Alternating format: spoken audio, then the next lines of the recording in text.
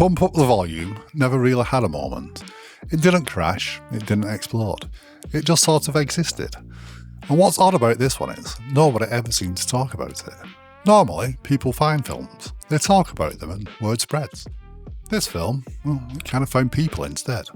It found you when you needed it, the right time, the right age, the right moment. And if it did find you, it stuck with you. Let's take a look at what makes Pump Up the Volume cult, actually. It came out in 1990. It starred Christian Slater and was directed by Allan Moyle, and also introduced us to Samantha Mathis. It was her first film. Mr. Slater took the role of Mark Hunter. He was quiet, awkward, a weird loner who didn't really fit anywhere by day. At night, a late-night pirate radio DJ calling himself Hard Harry, a nod to the initials of the school he attended anonymously during the day. He broadcast from his bedroom, disguising his voice but saying everything he couldn't say during the day, being the person he wanted to be, and the person he could be when nobody else was around. It was a release for him, a way to vent his frustrations at the world. Most of it was just nonsense, or just to amuse himself. But slowly, people began listening to Hard Harry, and word spread. Soon enough, he'd have kind of a following. Whole groups gathering around their radios, waiting for him to start broadcasting. There'd be graffiti around the school, practical jokes played in his name. It was fun, mischievous fun, but harmless ultimately. Hard Harry did have a bit of an edge though. Mark's dad worked at the school, which let him access certain bits of information that perhaps he shouldn't, which he would then relay to all of his classmates over the air at night. The teachers of HHH school didn't look kindly on Hard Harry and his shenanigans. They were desperate to find out who Mark was, but it was always one step ahead of them. I'm not stupid, you know. It wasn't all about blowing the lid on high school scandals. He would introduce them to new music, entertain them. Most importantly, talk about things that they could relate to, because he was actually one of them. The kids of the school felt both seen and heard. Mark, or Hard Harry, became an underground celebrity to these kids. They'd send him fan mail, and if they included their phone number, he'd call them as Hard Harry. One letter received was a bit more serious. Dear Hard Harry, do you think I should kill myself? Harry did his thing and gave him a call. It got deep. Unfortunately, Mark didn't quite realise how serious the whole thing was, and the writer of the letter ended up taking his own life. Of course, it was a shock to everyone. And look, I don't want to dwell here, but yeah, it's one of those things that nobody will talk about, so seeing it play out in a film like this, it's a gut punch. But Hard Harry was the one that authorities blamed. He was the reason. Certainly nothing to do with them at all. Of course, the story moves on to Mark finding a way to retaliate, use his voice to expose the hypocrisies in the world around him and ultimately win the day. But the film was never really about that. It was, if anything, a way of sending a message that even the strange, lonely kid that nobody wanted to talk to might have something to say if people ever bothered to listen. And it might be something that everyone should listen to. It gave an empowering message to those exact people, that someone, somewhere, would understand them one day. It didn't put a nice bow in it all, pat them on the head and send them on the way. It understood what they were feeling, what it felt like to be an outsider, and it spoke to them. The music played a massive part in all this. It was a very specific soundtrack from Leonard Cohen through to the Pixies. The music Mark plays is very on point for that moment in the film. It does neat tricks with it as well. Leonard Cohen's Everybody Knows is kind of his signature intro, but later on they use a Concrete Blonde version which gives the track a completely different, angrier energy. The Pixies song, Wave of Mutilation.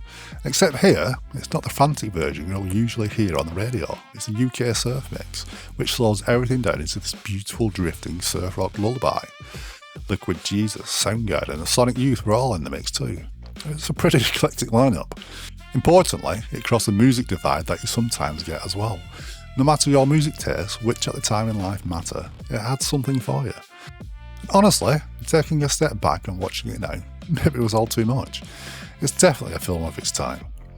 The teachers of the school were one step away from cartoon villains by the end. If the head of the school was a bloke with a moustache, he'd be twiddling it. Well, shall we have a look at these files?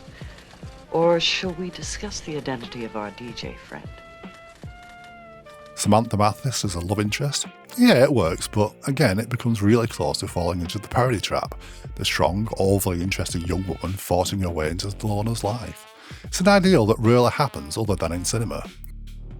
Christian Slater carries a lot of this film. I honestly don't think anyone else could have pulled it off as well as he did. The right person at the right time. I am inside each and every single one of you. Just look in, and I will be there. And I'd love to say it was great acting, but the movie came at a time in Mr. Slater's life when he himself was reacting to the world around him. Reportedly, he spent a considerable amount of time acting under the influence. But it's the right amount of questioning he's channeling, who he wants to be, who people thought he should be. It's all there in the performance, no matter how it came about, that disconnect. Now the film does push its boundaries a little. It's like it wants to be a personal film, to say its piece, but then it stretches just a little bit too far. It gets a bit grand, a bit over the top, and sometimes it lands and sometimes it doesn't. And it's not something I really thought about too much back in the day, but hindsight, it's a wonderful thing, as they say. In someone else's hands, especially with modern filmmaking, this could have been something else entirely.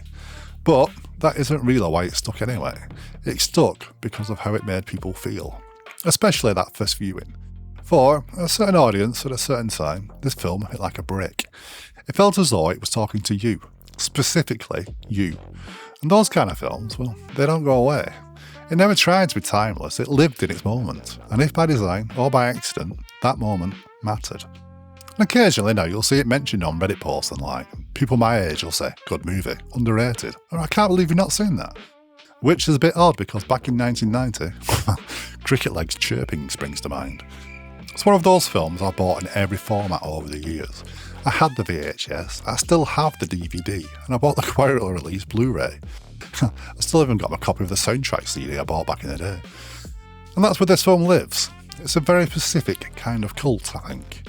It's never really been celebrated. I mean, yeah, it's got its fans, but it's not a darling film. People are still talking about it. People are still slotting copies of it into their collections. Because it meant something. And it still does. Anyways, I've been Paul, and pump up the volume. It's cult, actually. If you've liked this video, then do me a favour and drop me a like. Subscribe as well if you want while you're there. Or don't, I'm not going anywhere. Hopefully, I shall catch you on the next rewind. Talk hard!